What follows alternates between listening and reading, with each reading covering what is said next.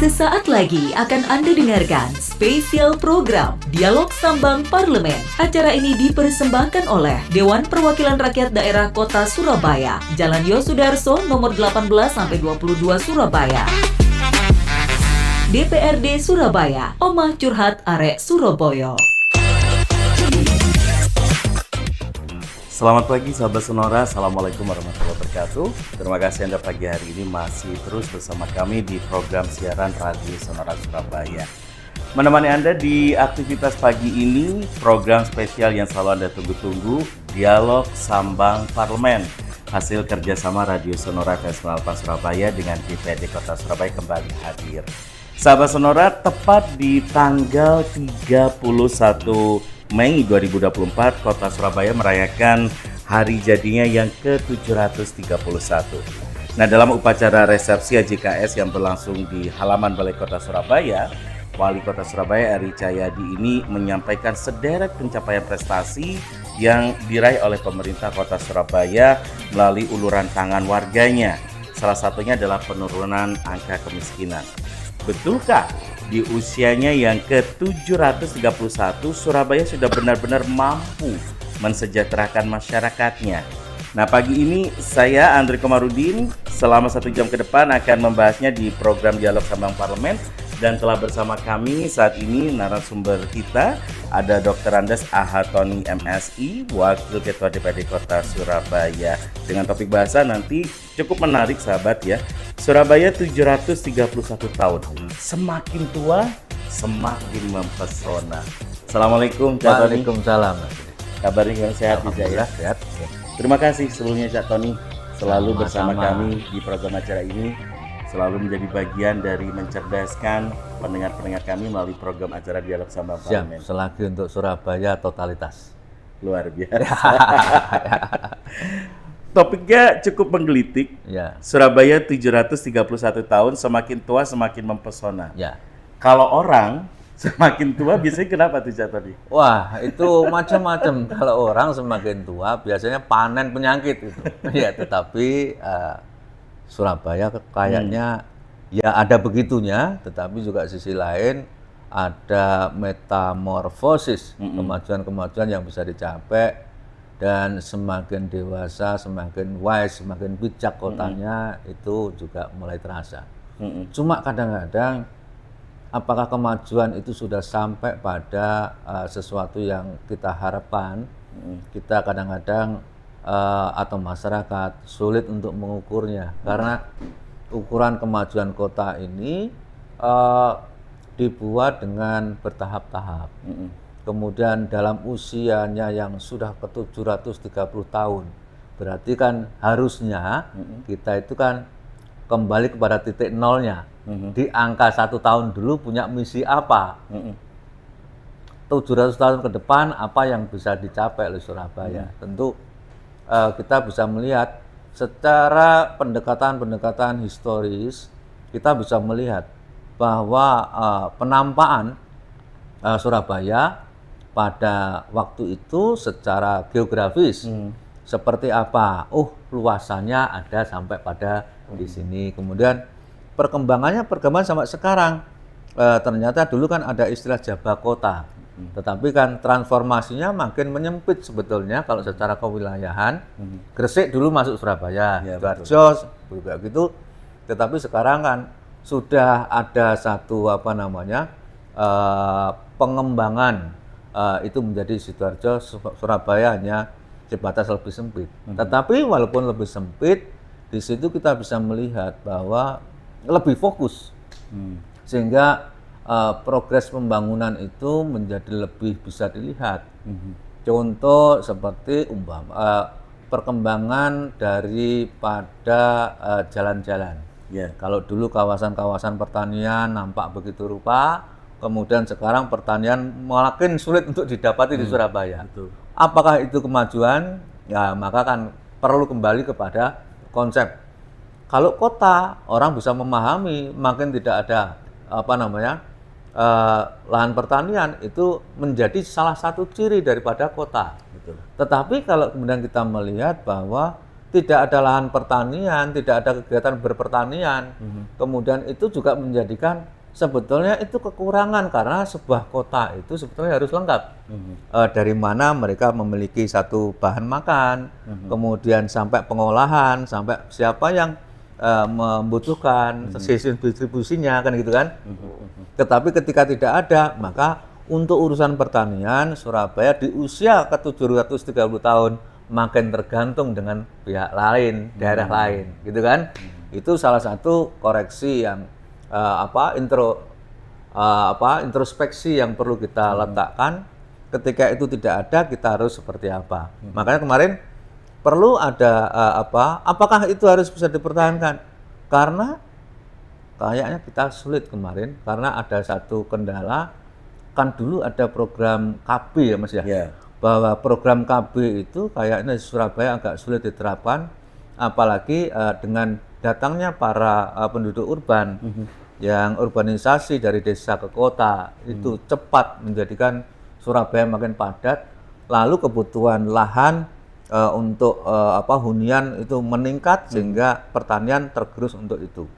Nah, lalu di tengah sulitnya kita itu mencari lahan pertanian di Surabaya, kan kita perlu ada pemikiran mitigatif bahwa ketika nanti butuh kebutuhan makan dan kemudian kita harus mandiri, lalu bagaimana caranya? Maka program-program kreatif masyarakat itu kan dibuka oleh pemerintah kota. Betul.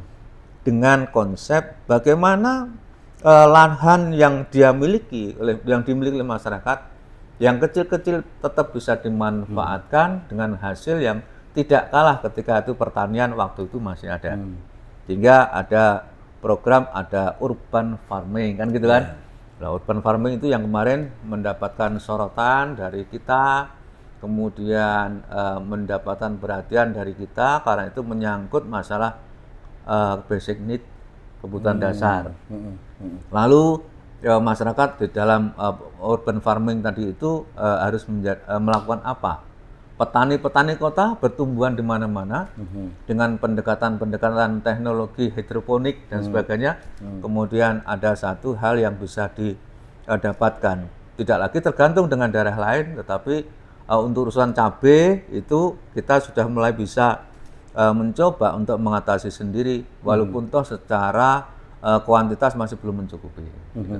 Catatan yang menarik, ketika yang menjadi tolak ukur sangat kompleks menurut saya. Di satu sisi tolak ukur keberhasilan pembangunan sebuah kota adalah pembangunan fisik. Ya. Tapi pembangunan fisik ini ketika semua lini sudah tercukupi, timbul problem baru lagi. Betul. Kebutuhan basic need yang juga menjadi PR gitu kan. Yang juga cukup menarik perhatian masyarakat luas kemarin di momen Haji KS 731 adalah dari jauh-jauh hari Pemkot sudah mempromosikan pas di tanggal 31 Mei Haji KS akan kita launching wisata tua kota Surabaya gitu kan. Ternyata tidak sesuai target, meleset. Nah, apa yang menjadi catatan dari teman-teman di DPRD terkait dengan memang momennya di 731 ini udah pendapatan Surabaya, pengembangan wisata Surabaya berbasis kepada wisata sejarah.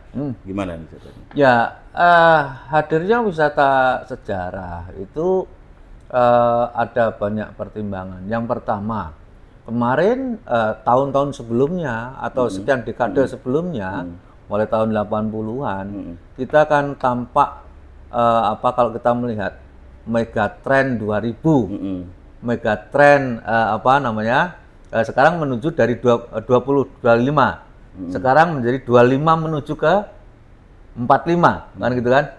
Itu kita menyesuaikan gitu. Waktu itu sempat ada mimpi kita ingin menjadi kota metropolitan, dan orang menggambarkan bahwa desa itu kan ada satu stigma begini. Desa itu adalah situasi yang mencerminkan situasi kehidupan masyarakat yang tradisional dan sebagainya gitu. Tetapi kalau kemudian kota lalu itu sebagai satu cerminan daripada komunal yang lebih maju. komunal yang lebih maju, sebuah kota itu diwarnai dengan adanya satu pusat-pusat perdagangan yang menggunakan fasilitasi transportasi yang lebih baik, kemudian bisa terjadwalkan, kemudian lagi tidak rok-rok asem seperti yang di desa. Yeah. Kalau di desa kan ada barang itu karena ketika dia musim barang. Tetapi kalau di kota setiap hari, setiap saat itu bisa ada. Dan itu berarti ada manajemen yang lebih baru tentang bagaimana distribusi transportasi itu adalah bisa jalan ke kota. Sehingga kota paradigmanya terbangunlah pusat-pusat perdagangan, Yeah. mall dan sebagainya. Itu tahun 80-an sampai pada tahun dekade 2000 bahkan adalah 2010 bertumbuh pesat. Kemudian dari situ menghasilkan Surabaya sukses menjadi memiliki brand sebagai kota megapolitan. Ya. Ya, kemudian lah dari situ ada rasa kok makin lama ada satu ketimpangan. Di zona baru bertumbuh baik, di zona yang lama stuck, bahkan terjadi penurunan. Ada satu fenomena kalau kita melihat ada perumahan komplek-komplek hunian baru itu tampak rapi, tampak makin sehat, sanitasi berjalan baik, kemudian lagi kehidupan masyarakatnya juga berbeda. Tetapi kemudian di kehidupan kampung kan kayaknya kok tetap seperti yang lama. Bahkan muncul ruang-ruang kumuh yang itu menjadi persoalan. Kemudian ada satu lingkungan yang tidak sehat. Kemudian lagi ada masyarakatnya yang dalam tanda kutip tidak bertumbuh lebih baik gitu. Bahkan muncul penyakit-penyakit sosial, kejahatan dan sebagainya. Itu adalah muaranya dari komunitas masyarakat ini. Nah, sehingga untuk menjadikan zona masyarakat yang dalam tanda kutip seperti itu di-upgrade. Salah satunya ya seperti yang dilakukan di Kota Tua itu. Kota Lama Surabaya. Ya.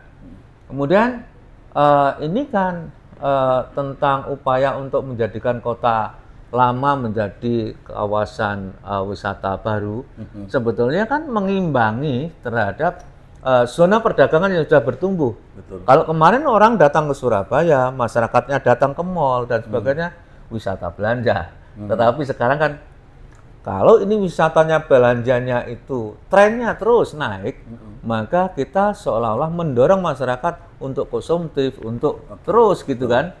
Sehingga yang muncul fenomenanya adalah bahwa tingkat saving masyarakat itu menjadi makin menurun. Yeah. Bagaimana bisa melakukan saving? Tiap hari dia ditawari untuk berbelanja konsumtif ya kan.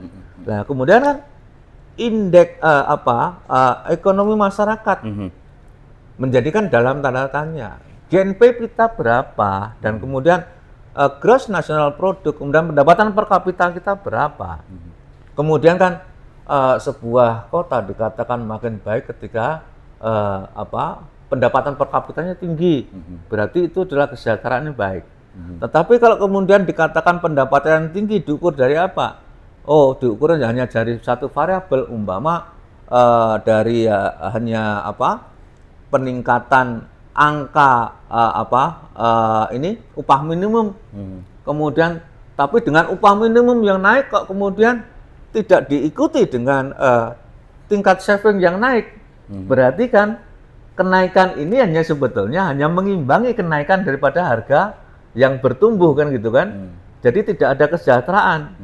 Kemarin mendapatkan penghasilan 1 bulan 1 juta, hidupnya seperti ini, sekarang naik menjadi 5 juta tetap seperti ini. Nah, kan gitu kan. Nah ini dari sisi indeks pendapatannya masih belum bagus. Nah agar hal ini tidak terjadi dan terus menerus, maka kita perlu melihat bahwa mereka datang mendapatkan hiburan, tetapi tidak berorientasi belanja yang kadang-kadang sudah dimiliki lalu belanja lagi. Lapar mata orang bilang.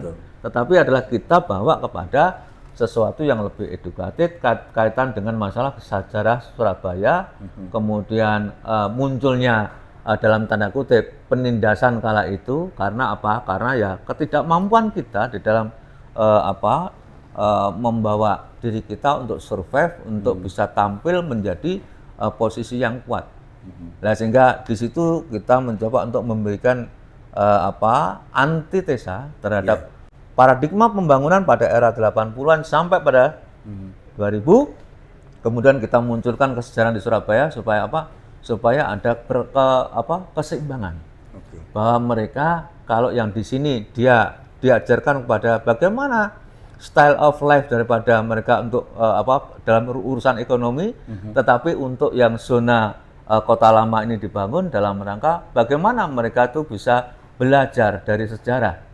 Jas merah, mereka belajar dari sejarah itu supaya apa? Hal yang lama merugikan itu jangan sampai terulang. Suatu prestasi besar yang dicapai dengan pengorbanan tinggi, yang di sebelahnya kota lama itu ada ruang zona tempat bagaimana di mana kita melakukan pertahanan terhadap kemerdekaan itu juga dipertahankan sebagai satu membangun etos juang. Kemudian di sisi lain ada di situ kawasan-kawasan lama sebagai satu kekuatan yang saling berhimpitan dari beberapa etnik. Ada zona pecinan, ada zona Arab, lalu kemudian zona Eropa. Dalam tempat yang hampir berdekatan, mereka bisa bertumbuh dan dari situs-situs yang ada bisa kita lihat mereka berkembang dengan luar biasa dan kemudian jalan begitu baik, berarti kan di situ mengajarkan kepada kita tentang toleransi antar suku, antar etnis yang baik. Nah, di sini dari usianya yang ke-730 tahun itu kita ingin juga melihat bahwa itu adalah prestasi yang terjadi pada waktu itu yang ingin kembali kita bangkitkan pada masa sekarang. Ada anggapan ini bukan hanya sekedar momen gitu kan. Ada yang menganggap bahwa kok terlatih sih kok baru saiki. Sebenarnya dari dulu sudah bisa dieksekusi. Apa menjadi banyak pertimbangan gitu terhadap kota lama ini? Terhadap kota wisata sejarah ini. Memang kadang-kadang itu kan kita paham lah bahwa sistem pemerintahan kita itu kan memberi kesempatan setiap 5 tahun untuk berganti kepemimpinan. Ketika pemimpinnya berganti, maka daya pandangnya pun juga berbeda kadang-kadang. Kemudian bagaimana mereka tuh menyentuh kota ini juga dengan style yang berbeda juga. Kemudian pada wali kota yang sekarang atau pemerintahan sekarang menganggap persoalan sejarah menjadi hal penting. Bisa jadi periode berikutnya, itu diabaikan karena adalah dianggap belum urgent atau ada sesuatu hal lain yang perlu dapat prioritas gitu, sehingga itu dalam tanda kutip agak diabaikan lalu kemudian menyentuh yang lain. Jadi dinamika transformasi ini yang menurut saya agak sulit diterjemahkan, tapi sebetulnya kalau kita mau cermat di dalam milah, maka kita tetap bisa menemukan.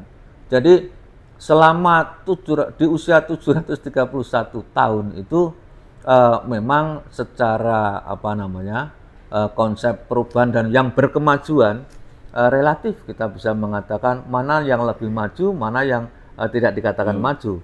Tetapi kan minimal kita bisa ngerti bahwa ada banyak transformasi yang terjadi pada setiap dekade dan itu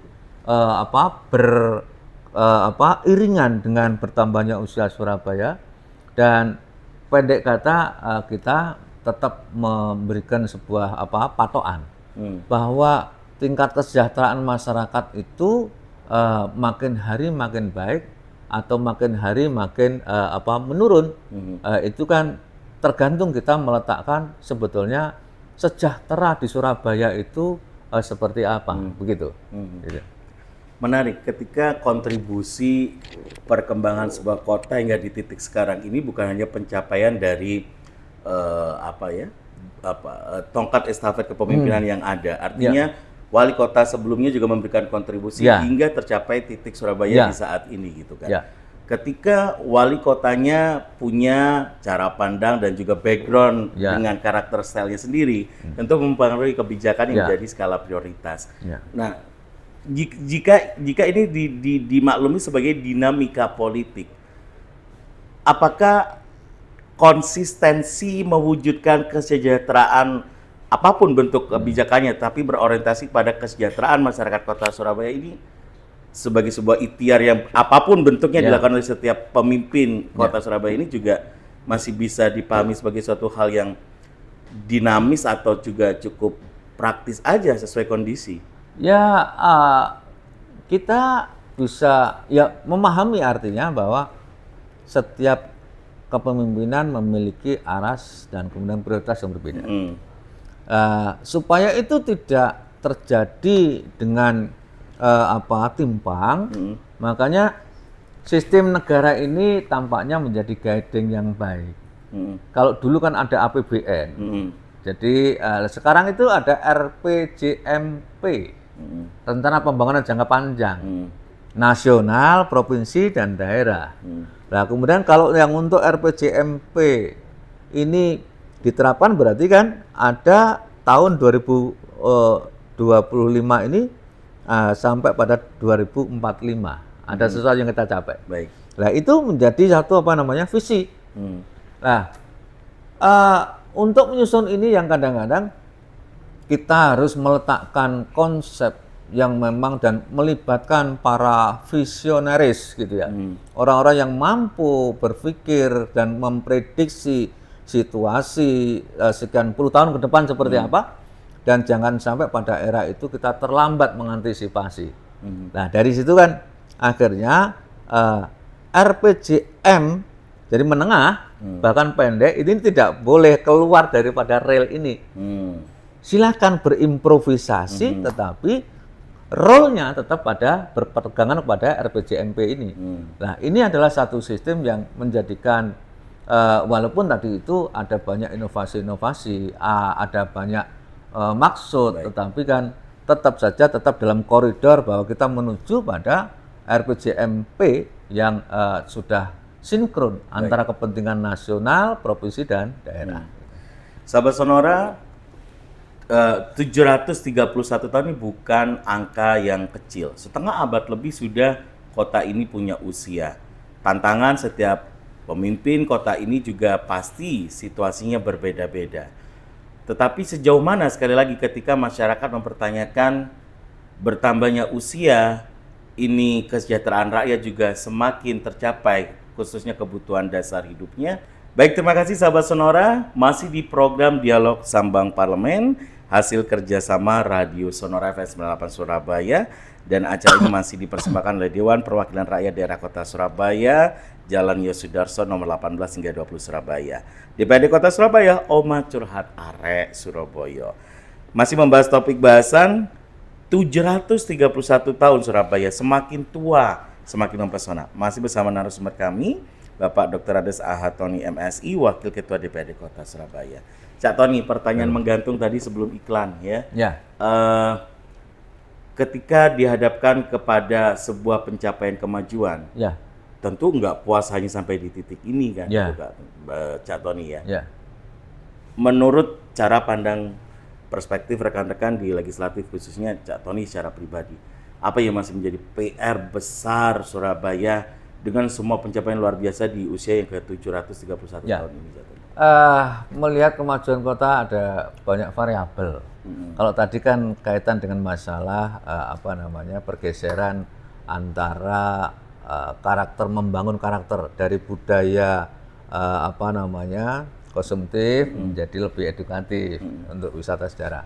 Tetapi melihat pada variabel membreakdown apa yang jenengan sampaikan kaitan kita mengukur tingkat kesejahteraan masyarakat. Yang pertama, orang mulai lahir sampai mati. Pada saat kelahiran, dulu itu tahun era 70-an, ibu meninggal karena melahirkan itu tinggi. Tetapi sekarang sudah terjadi penurunan persentasenya. Kemudian dulu ada anak-anak yang tidak sekolah itu tinggi. Tapi sekarang sudah hampir zero, kan gitu kan? Semua adalah mengenyam pendidikan. Kemudian layanan kesehatan juga begitu. Kalau dulu itu yang menyelesaikan sakitnya dengan pendekatan-pendekatan non medis itu masih banyak, dan kemudian adalah tidak berkorelasi pada penyembuhan dan sebagainya. Sekarang sudah mulai pada pendekatan-pendekatan medis yang rasional. Kalau toh melalui pengobatan alternatif itu pun juga masih bisa dilogikakan, sehingga pun juga ketemu dengan angka-angka yang menyehatkan. Kemudian lagi tingkat pengangguran. Lah, ini yang ingin saya katakan, di usia yang ke-730 tahun yang ada di dalam benak saya dan kami sebagai lembaga termasuk pemerintah kota adalah ada satu time bomb yang harus kita antisipasi, dan kita perlu ada langkah-langkah mitigatif, yaitu hadirnya sebuah zaman, yaitu zaman tentang hadirnya bonus demografi yang tinggi.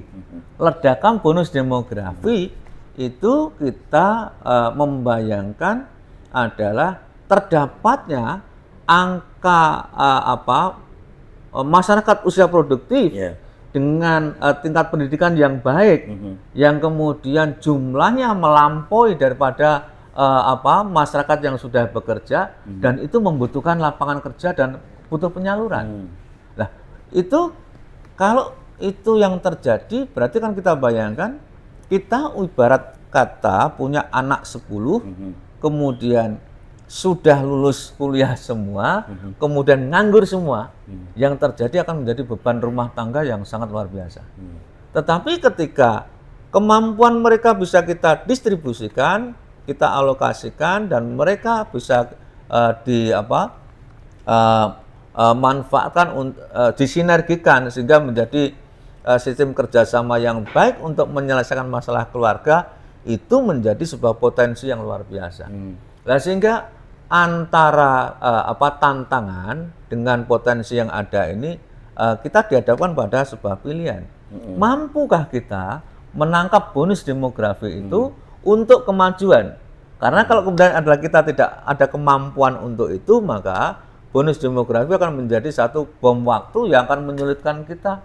Tidak menutup kemungkinan ketika urusan pangan mereka tidak tercukupi, bisa dibayangkan bahwa kanibalisme itu sesuatu yang menakutkan itu.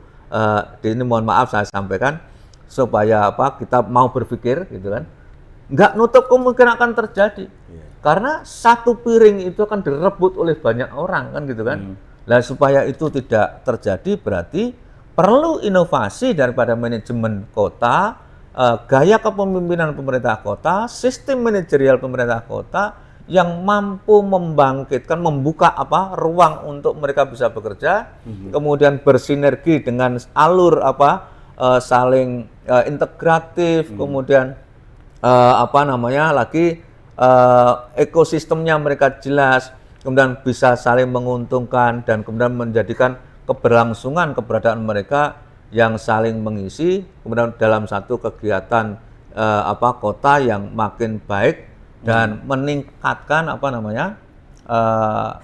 itu pendapatan per kapitanya, kemudian memberikan kontribusi baik kepada PAD kota, dan kemudian manajemen kota juga memberikan perimbangan dalam hal penyediaan utilitas dan kemudian fasilitas yang lain, sehingga kebutuhan masyarakat bisa tercukupi semuanya. Menarik, Cak Tony, ketika orang sangat mewanti-wanti, sangat berhati-hati bahwa akan banyak side effect dari kemajuan sebuah kota. Kapitalisme yang tinggi, persaingan di bidang ekonomi yang mungkin tidak sehat gitu kan. Nah, tetapi bersyukurnya di Surabaya ini karakter, culture, budaya masyarakat itu juga masih diperhatikan oleh pemegang kepentingan.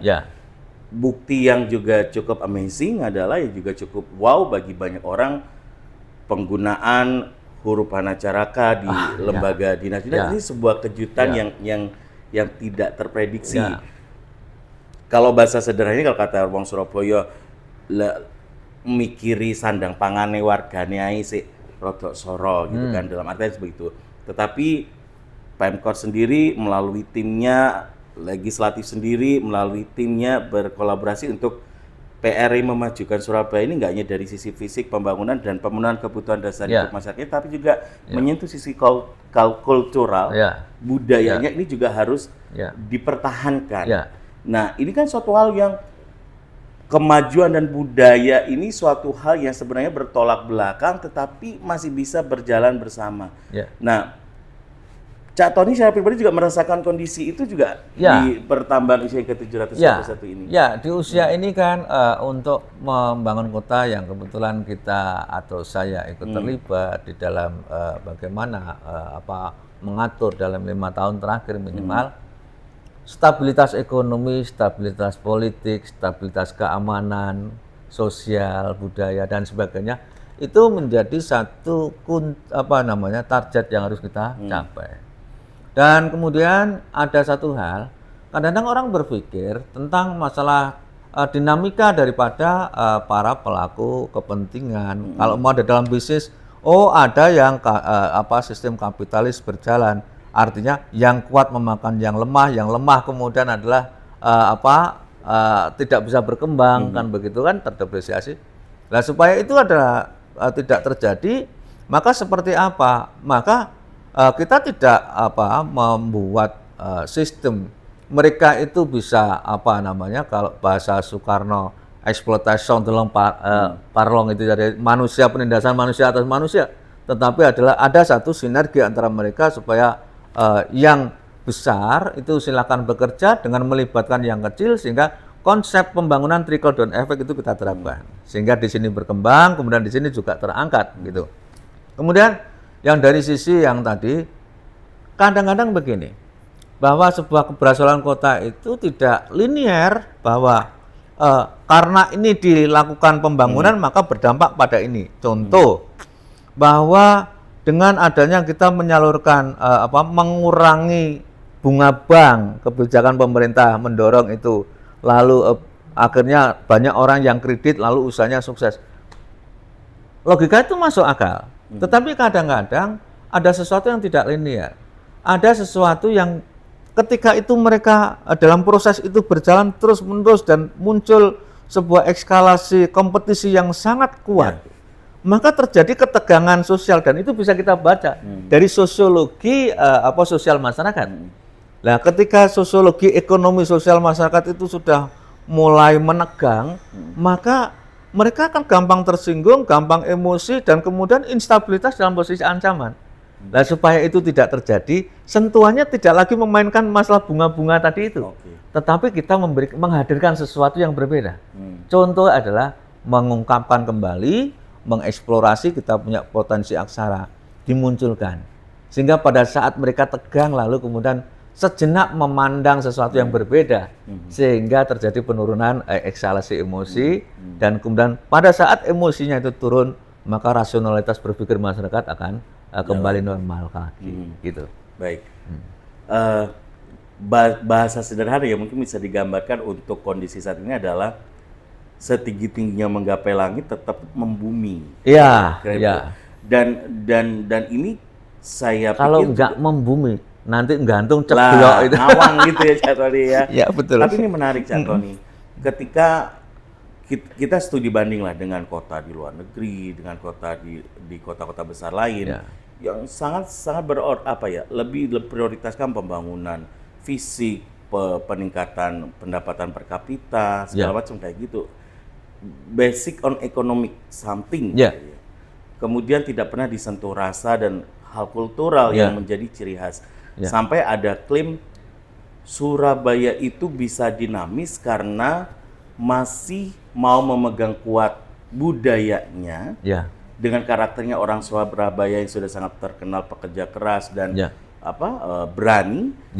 Dan itu menjadi trigger bagi pemerintah untuk memberikan perkembangan sesuatu yang baru apapun tetap masih bisa diterima oleh masyarakatnya, tapi dengan culture-nya yang tetap ada. Nah, itu menurut Cak Tony gimana? Oh, itu potensi positif. Jadi Kelebihan Surabaya. Kelebihan Surabaya. Jadi ketika itu dengan karakter yang tadi sudah dijelaskan, dengan karakter masyarakatnya yang begitu memiliki daya juang tinggi dan sebagainya. Ketika mereka bosan di sini, lalu dihidupkan yang lain langsung. Jadi tidak ada lagi bagaimananya, enggak. Jadi artinya ruang delay untuk melakukan sebuah transformasi perpindahan pergerakan itu menjadi sangat kecil.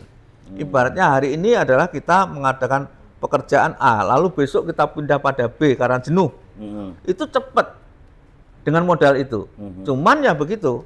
Memang masyarakat ini tadi itu harus ada instruksi atau manajer yang tepat juga mengambil keputusan yang cepat dan tepat.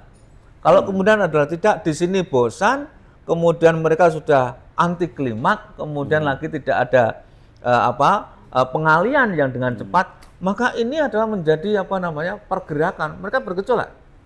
Nah, psikologi ini yang harus kita tangkap, dan alhamdulillah bersyukur pemerintah itu tanggap untuk hal-hal seperti itu, sehingga kadang-kadang ada program ini, lalu besok ada program itu, kemudian habis program itu program ini gitu, dan itu bisa diikuti. Dan dengan adanya satu proses yang prioritas, pergeseran prioritas yang diikuti dengan percepatan kegiatan di dalam pengimplementasian kebijakan itu, menjadikan dalam tanda kutip Surabaya yang keras, Surabaya yang dikenal dengan masyarakat yang pemberani itu makin hari kan dalam tanda kutip kerusuhan sosial. Jadi konflik-konflik friksi antar masyarakat yang itu kan hampir tidak terjadi. Nah, ini menunjukkan bahwa berkorelasi antara usia itu dengan kedewasaan masyarakatnya.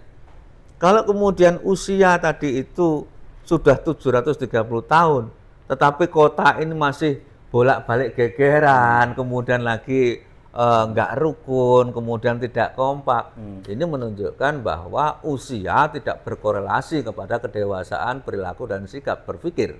Apa yang membuat Surabaya sukses di titik usia segitu, ada korelasi yang berjalan linear? Ya, kadang-kadang setelah kami melihat itu, kadang-kadang yang pertama itu memang faktor ya seperti yang tertuang di dalam berkat rahmat Tuhan yang Maha Kuasa, itu yang pertama yang harus kita letakkan memang situ supaya kita bisa lebih adem. Yang kedua karena memang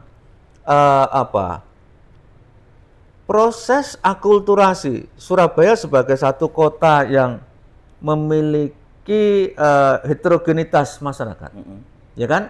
Karena datang dari berbagai macam suku ada di Surabaya, bahkan dari lintas negara itu ada di Surabaya. Tetapi kemudian persaingannya itu terkonstruksi dengan baik, dan mereka berhadapan-hadapan dalam proses antar budaya satu dengan budaya lain, akulturasinya itu kadang-kadang keras. Mereka kadang lalu menyesuaikan.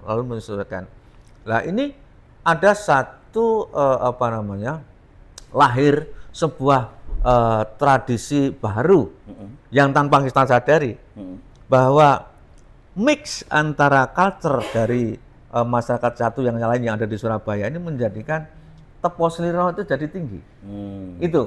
Itu satu yang kami tangkap begitu. Teposliro itu didasari kepada ya proses setelah mereka budayanya itu berhadapan-hadapan, dan kemudian kami harus menyikapi seperti ini terhadap pendatang baru. Tetapi pendatang baru juga begitu. Kami menghadapi masyarakat yang lama itu harus melakukan seperti ini supaya kami adalah tetap bisa hadir di sini dengan aman dan diterima dengan baik gitu. Nah, itu yang kelihatannya